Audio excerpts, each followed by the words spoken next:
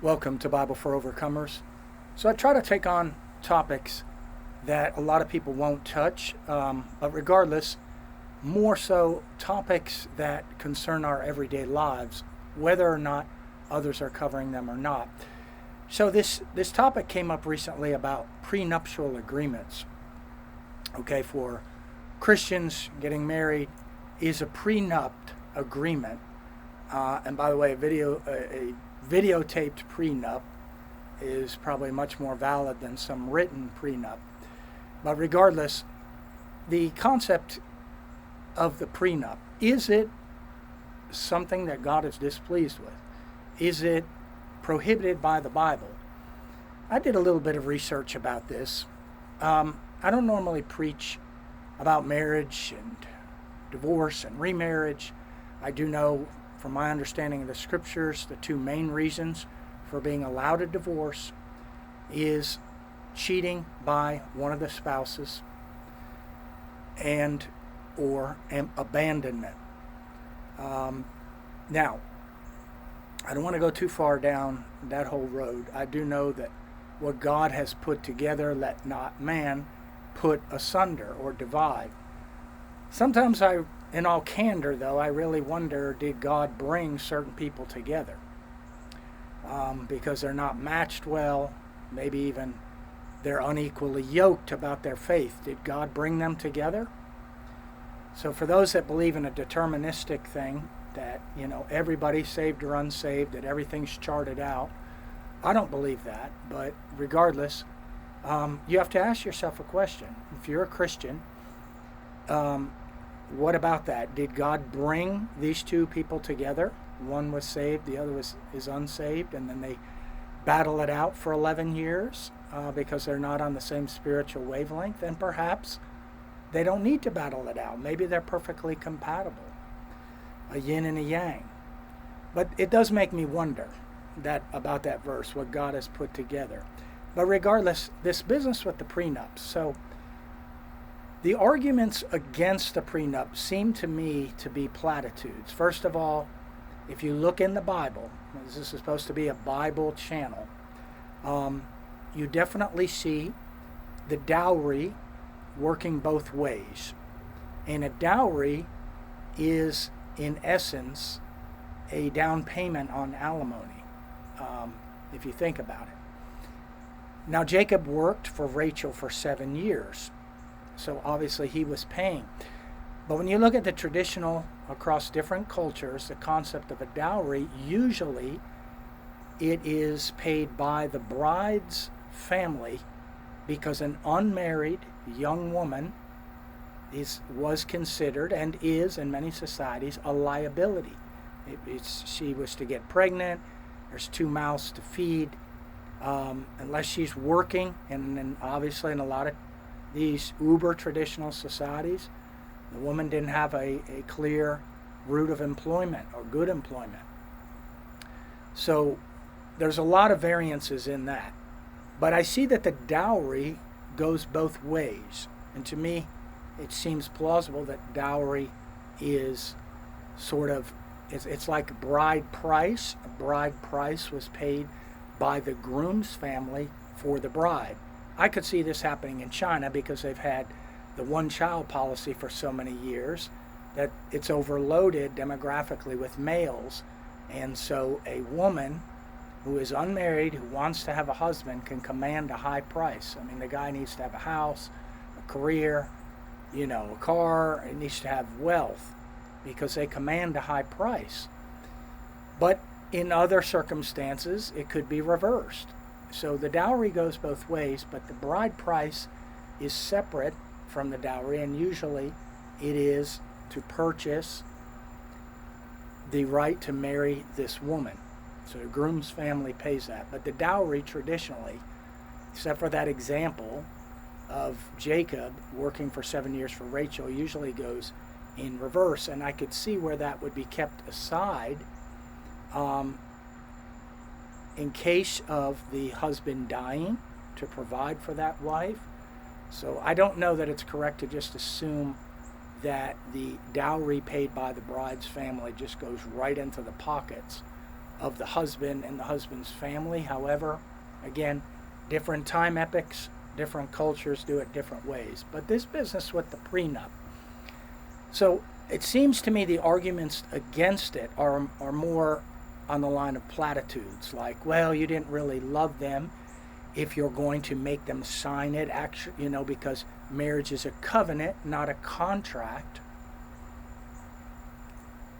I mean, we could flip that around, could we not? We could say that if you're not willing to sign a prenup, then you're not marrying 100% for love.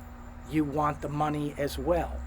You want access to that legally through a divorce lawyer if you were to get divorced. So that can be flipped around.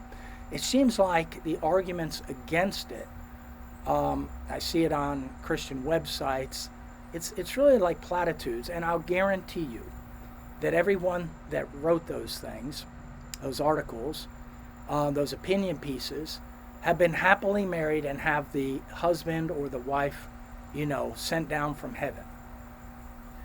But for those of us that live in the real world, and we don't have the ideal, or many of us not even close to the ideal, some of us are living with the devil, if you'd be honest. So we have to ask, because this comes up, the arguments for or against it seem to be platitudes. The arguments for it seem to have legal basis. First of all, if there are children being brought into the marriage from a prior relationship, the prenup can serve to protect their interest in the incident of a divorce. Secondly, if there are trust funds or whatever allocated to children, or perhaps to one of the spouses, that is protected. Thirdly, because we live, at least in the West, we live in a hyper litigious or lawyer action society where nobody's stuff is safe because you can be sued for anything.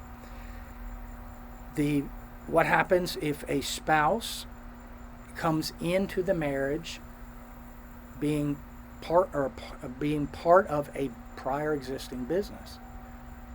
Should not those assets and also their liability be excluded from damaging the innocent one that is marrying this spouse with the prior business? Or how about if your wife or your husband opens a business, you weren't happy about it, they partner up with one or two other people, and something is done wrong, and then the husband can suffer damage. A prenup could, if crafted by, a real far-ranging, intelligent lawyer, could have all of this encapsulated. So it seems to me that for prenups, we live in the real world. I believe God understands all of this. Cultures change, times change. Don't say the marriage changes, but I'm saying that there is specific reasons, and we get into kind of the book of Proverbs now. As people like to give out platitudes, they say, well, Christianity teaches poverty. Jesus said to give all your goods to feed the poor. Well, as usual, there's a balance to that, because Proverbs is loaded with verses about saving, about planning, about providing for yourself in old age, for your spouse, for your family, for your friends, your tribe. It's not all about just throwing money out the window. Some of what Jesus said, like when he sent the 70 out, and then also when he sent his 12 apostles out, there are specific injunctions and commands given there that only apply in that specific situation. So I'm just saying that people like to put out these broad statements like Christianity is a religion of poverty, or you're always turning the other cheek, to the extent that you don't even protect your own, that you don't protect your children, you don't protect your wife, your husband, your family. No. So matching Scripture with Scripture, looking at the real world, I don't have firm Bible verses on this, but I think that the bride price and the dowry are firmly established in Scripture. And a prenup agreement, to me, just seems like another monetary arrangement that is part of the marriage covenant, contract, bond. I'm just going to go ahead and say it.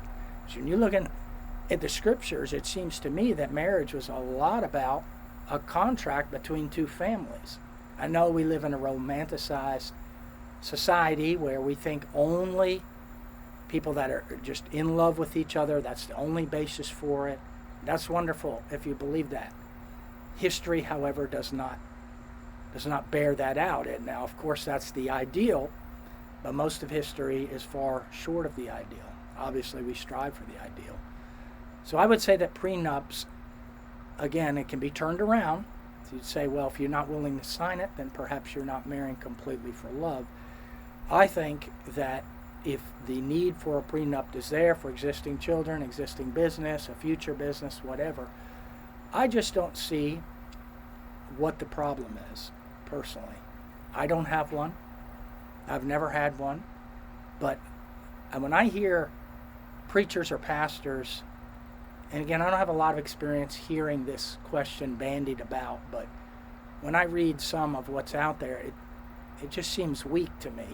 It's backed up by general verses applied in a vague sense. And I think here in the real world, knowing that the divorce rate, at least in the parts of the West, is running at 75%, I don't see why prenups are quote unquote against God, against the Bible, against the marriage covenant. Anyway, just thought it was an interesting topic. You can think about these things.